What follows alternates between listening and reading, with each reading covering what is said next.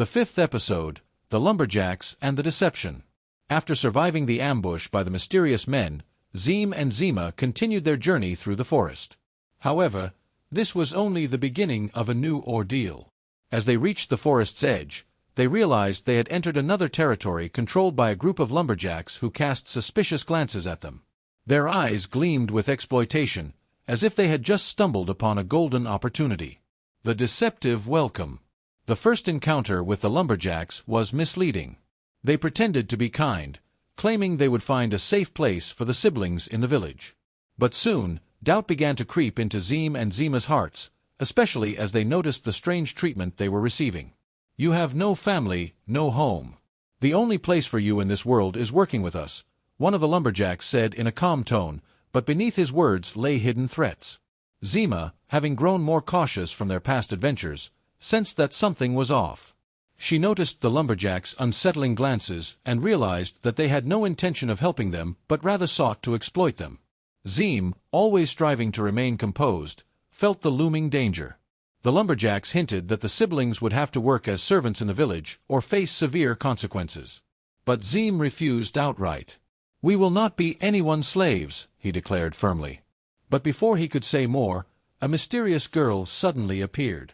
The mysterious girl. The girl emerged on the edge of the village, watching them closely. Her eyes held wisdom and experience, something only those who had lived in darkness could possess. She spoke in a quiet yet firm voice. "If anyone here needs help, it's you. The lumberjacks don't welcome strangers."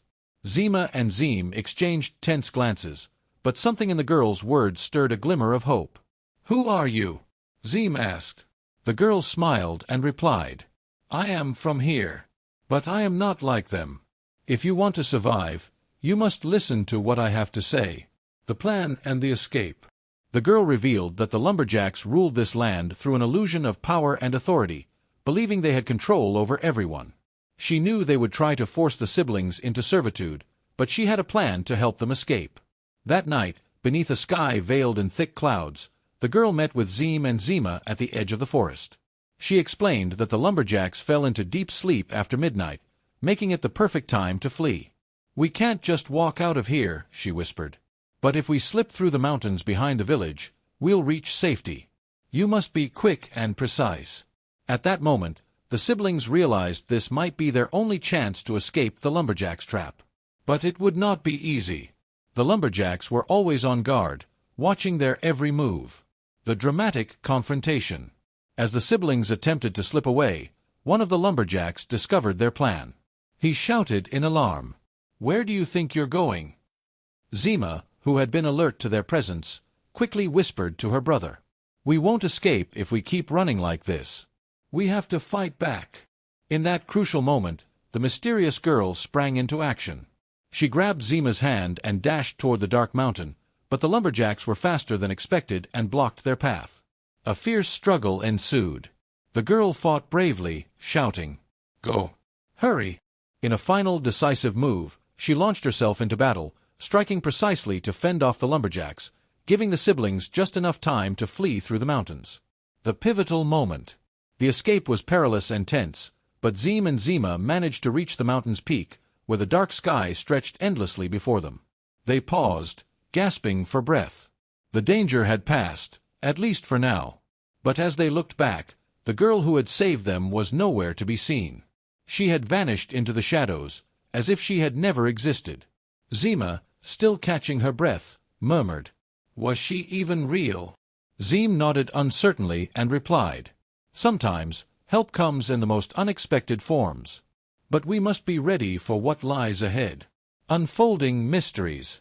As their journey continued, the siblings couldn't shake the feeling that the mysterious girl was part of a greater puzzle. Perhaps she was a spirit or someone whose fate was intertwined with their own. Meanwhile, signs began to emerge that the lumberjacks were not just an ordinary group of woodcutters. They might be connected to the red-eyed man they had encountered before.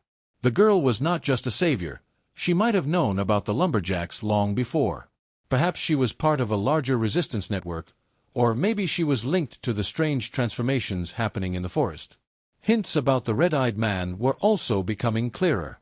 He was not just an ordinary figure but part of a much larger force that controlled the forest and preyed on the weak.